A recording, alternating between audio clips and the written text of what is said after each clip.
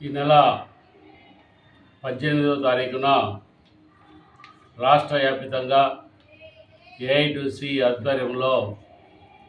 అన్ని కలెక్టర్ ఆఫీసుల దగ్గర ముట్టడి కార్యక్రమాన్ని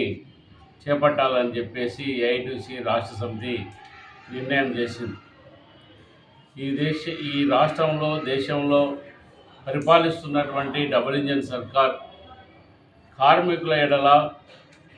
చాలా దుర్మార్గంగా వ్యవహారం చేస్తున్నటువంటి నేపథ్యంలో పోరాడి బలిదానాలతో ఆత్మార్పణలతో సాధించుకున్నటువంటి 44 రకాల కార్మిక చట్టాలలో 29 చట్టాలను రద్దు చేసి వాటి స్థానంలో 4 కోడ్స్ తీసుకొచ్చి ఆ కోడ్స్లో కార్మిక హక్కులన్నీ కూడా కాలరాసి కార్మికులను కార్పొరేట్ శక్తులకు ఊడిగం చేసేటువంటి విధంగా బానిసలుగా మార్చే విధంగా వారి కార్మికుల హక్కులన్నీ కూడా లేకుండా చేసి వారు బేరసారాలు అడిగేటువంటి హక్కు కూడా లేకుండా అనేక చట్టాలలో 29 చట్టాలలో మార్పులు చేసి కూరలు పెరికేసి ఈరోజు బానిసలుగా తయారు చేసినటువంటి పరిస్థితి కొనసాగుతున్నటువంటి నేపథ్యంలో దేశంలో ఉన్నటువంటి అసంఘటిత రంగంలో కోటాను కోట్ల మంది పనిచేస్తూ ఉంటే వారికి సంబంధించి ఇప్పటి వరకు కూడా ఒక సంక్షేమ బోర్డు లేకుండా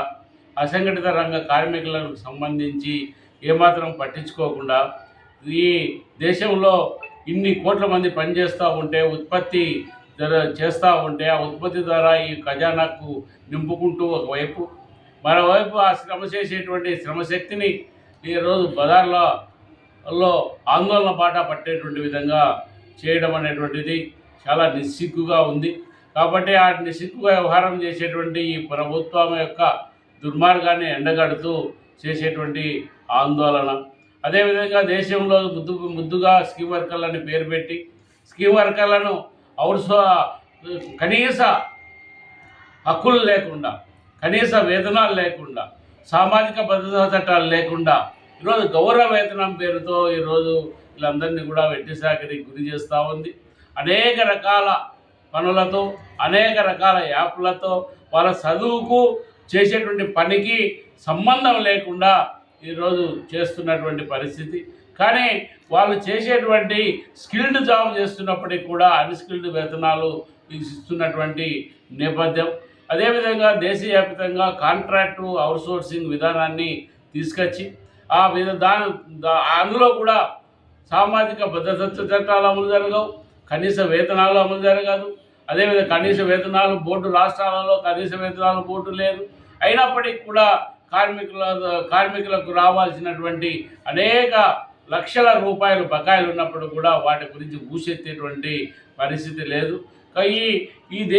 ఇటువంటి పరిస్థితిలో దేశంలో ఉన్నటువంటి కార్మికులందరికీ కూడా సుప్రీంకోర్టు సర్వోన్నత న్యాయస్థానం ఇచ్చినటువంటి అది గైడెన్స్ ప్రకారం సమాన పనికి సమాన వేతనం ఇవ్వాలని చెప్పేటువంటిది. స్కీమ్ వర్కర్లందరినీ కూడా ఉద్యోగులుగా గుర్తించి వారికి సామాజిక భద్రతా చట్టాలు అమలుపరచాలనేటువంటిది. అదేవిధంగా ఈరోజు సమాన పనికి సమాన వేతనం ఇవ్వాలని చెప్పేసి ఇచ్చినటువంటి డైరెక్షన్ ప్రకారం అనేక రాష్ట్రాల్లో అదేవిధంగా ఎస్పెషల్లీ ఈ రాష్ట్రంలో 11 సంవత్సరాలుగా కనీస వేతనం బోర్డు లేకుండా నడుపుతున్నటువంటి ఒక దుర్మార్గమైనటువంటి పరిస్థితి కొనసాగుతూ ఉన్నది. ఈ రాష్ట్రంలో చంద్రబాబు నాయుడు ఒక అడుగు ముందుకేసి 10 గంటలను కూడా 8 గంటల పని విధానాన్ని ఎప్పుడో 140 సంవత్సరాల కిందట సాధించుకునేటువంటి ఈ 8 గంటల హక్కును ఈరోజు 10 గంటల మార్చి 10 గంటల పని విధానానికి 12 గంటల పని విధానానికి శ్రీకారం చుట్టేటువంటి విధంగా మహిళలకు రక్షణ కల్పించాల్సినటువంటి ప్రభుత్వం, మహిళా రక్షణ మా జయమని చెప్పి ప్రకటించేటువంటి ప్రభుత్వం ఈరోజు వారి రక్షణకు తిలోదకాలు ఇచ్చి వారిని నైట్ షిఫ్ట్లలో కూడా పనిచేయించుకోవచ్చు అనేటువంటి ఒక ఆదేశాలను ఈ శాసనసభ ద్వారా ఇవ్వడం అనేటువంటిది ఇటువంటి ఈ దుర్మార్గకరమైనటువంటి కార్మికులకు ఇబ్బంది కలిగజేసేటువంటివి, కార్మికులను ఈరోజు వారి హక్కులు కాలరాసి బానిసలుగా మార్చేటువంటివి, ఈరోజు కార్పొరేట్ శక్తులకు ఉడిగం చేసేటువంటి విధంగా దేశంలో ఉన్నటువంటి స్వాతంత్రం ముందు స్వాతంత్రం తర్వాత సాధించినటువంటి అనేక రకాల ప్రభుత్వ రంగ సంస్థలన్నింటిని కూడా ఈరోజు తెగనమ్మి వారికి పంది వాగుదలకు అప్పజెప్పేటువంటి విధంగా చేస్తున్నటువంటి ఈ దుర్మార్గాన్ని ఎండగడుతూ డబుల్ ఇంజన్ సర్కార్ వెంటనే